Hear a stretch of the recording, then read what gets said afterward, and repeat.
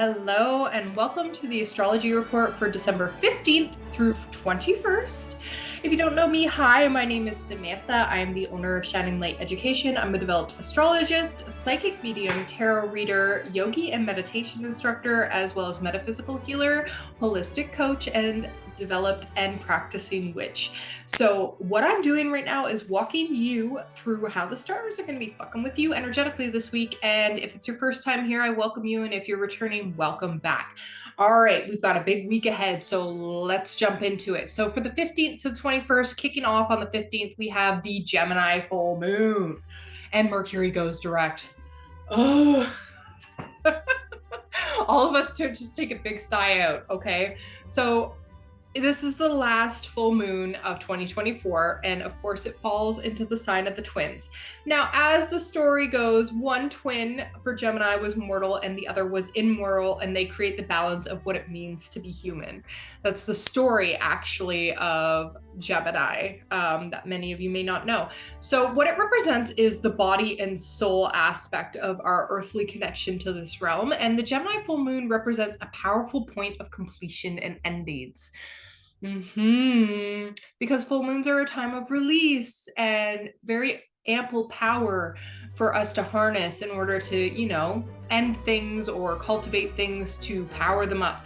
So if there are things you want to be away with for 2025, like you are done, it is time to let them go. This Gemini full moon is for you, honey. You can sort through those ideas because Gemini is a air sign. It rules the mental body. You'll finally get a lot of clarity mentally on, maybe what it is you want to envision for yourself for 2025 and how you want to express that, because Gemini is ruled by Mercury. And Mercury is going direct that day. So you're going to be able to express what it is you want to be doing for 2025. Maybe get it down finally, pen to paper, your goals and your plans for the upcoming year. I like this for all of us. This is good energy. Now, as I said, Mercury, oh thank God, is stationing direct. The retrograde Mercury is coming out of the microwave. Okay, all of us, all the miscommunications, the travel issues, the car troubles, all of that, we are coming out of that. Okay, so this is a day to allow your mind to finally have the clarity you've been seeking. Pay attention. Pay attention on this day, what messages come your way, especially specifically around 2025 and what's going down for you. Mercury retrograde, as it comes to an end, you can really start to feel like you're getting back on track and being able to plan. Now, I will warn you, Mars is still in retrograde. Mars is going to be in retrograde until early January, I do believe. January 6th, don't quote me on that. I can't pull it off the top of my head. But because of that, you're still going to feel a little bit sluggish, lack of motivation. And just ease into it. Like Mars retrogrades, everybody fights against it, but it's a beautiful time for you to slow down and sort of take some time for you and begin to go with the flow with how you need to reorganize how you take action in your life. This is why we have it. It helps us understand our power and where we're putting it in our lives. For now, work on opening up and letting optimism really guide you during this time to help you figure out what it is you want to be doing for 2025. Now, have a little sip of tea here because we'd be slowing down. We're rolling with this Mars retrograde. I am going to warn you though, because Mars is still in retrograde, even with Mercury going direct. With Mercury going direct and Mars in retrograde, you can expect if there are still some things you haven't said, they're going to be said now. Especially around holiday shit with family and friends. Because like I said, Mercury rules communication, so it's going direct. You're going to be much more direct with things you've probably been sitting with during this retrograde that maybe have been like under your skin. And because Mars is in retrograde, you're going to be a little bit more triggered is the word I'm going to say. So as I said, just like last week, remember to respond, not react, come from a place of being grounded and centered, especially as we move towards December 16th, when the moon is going to be in Cancer and it's going to be trine Saturn in Pisces. So two water signs. Now the moon representing our subconscious and our emotional body, and Saturn being the planet of boundaries, lesson, karma. You can see if that's in a water sign, why this is going to make you a little bit more emotional than you usually are. And as I said before, more with Mercury going direct, you might be a little bit more direct with that communication. And Mars being in retrograde in Leo, you might be a little bit more likely to fire off if you're triggered. Okay, so focus more on what it is you need to emotionally release or work through for 2025. Focus more on you, your long-term goals, making progress there, instead of being triggered by, you know, things outside of yourself right now. Because I'm going to tell you, it ain't a good time to try and have those direct conversations. Save it, honey. Okay. Save it for a time when you're feeling much more grounded and capable of speaking your truth without it turning into a yelling match. I said what I said. Okay, so we're working on goals that day. Now on December 17th, we have Cancer, still with the moon, trine Neptune in Pisces. So much water energy this week. You're going to be very much in your feels, I'm telling you. I'm just warning you, you're going to be a little bit emotional this week, which means everybody else is going to be emotional. And if you are a water sign, you're going to be feeling it a lot more. Water signs include Pisces, Cancer, and Scorpio. Yeah, I'm talking to you directly. So you're going to be feeling this. Now, Neptune is very much at home in Pisces, right? And the moon is very much at home in Cancer. So this is a lovely aspect. And trines create like sort of, you know, harmonious aspects in order for us to move through things. So Neptune is the planet of imagination and spirituality and creativity, and the moon being that emotional subconscious aspect.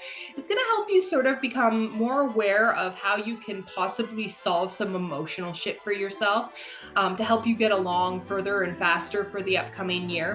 Now, also on the 17th, later on in the day, the moon will enter Leo. And as we have Mars in Leo, there's that aspect of being fired up again. So use that fired up energy that you're getting because of that draw of Leo to infuse that into some creative aspect of your work. Maybe it's doing some Christmas crafts or baking some cookies, getting it done. It's going to give you a little bit more pep in your step to emotionally check the things off your to-do list that you might have been sort of sluggish about. You're going to feel a little bit differently today than you usually do. So just roll with it. Just roll with it, okay? Now on December 18th, the sun is going to square Neptune. And anytime we have a square, that's conflicting energy. So the sun is in Sagittarius still. And as I said, Neptune's in Pisces, that water sign. So fire and water, what happens when fire and water come together? I know you're thinking about it. Okay, so Neptune did just station direct recently. So we're still incorporating what we learned during its retrograde. And because of this intense alignment with our sun, any lessons or gifts that retrograde supposedly may be delivered to you during the time are going to be brought to the surface, especially when it comes to trusting your intuition and standing up for yourself if something feels not right. Okay, so be mindful to move through the day with a intuitive connection. Give the benefit of doubt, of course, but if something doesn't feel right, listen to that, because that is telling you what shit might be hitting the fan for this upcoming holiday season, okay? Now, because we have Mars in retrograde, your energy might be low and you might need some time for yourself to rest because Neptune has that spiritual connection. Take time to take a nap if you need it. Avoid pushing yourself too hard, okay?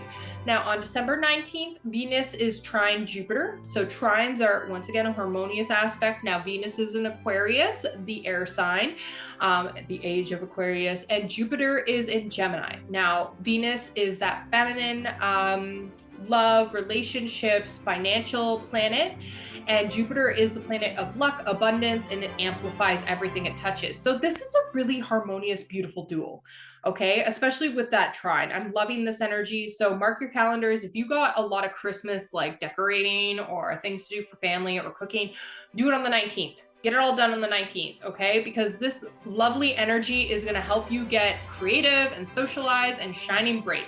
Make this day the day that like you get really like holly jolly, okay? Because that's the energy of it.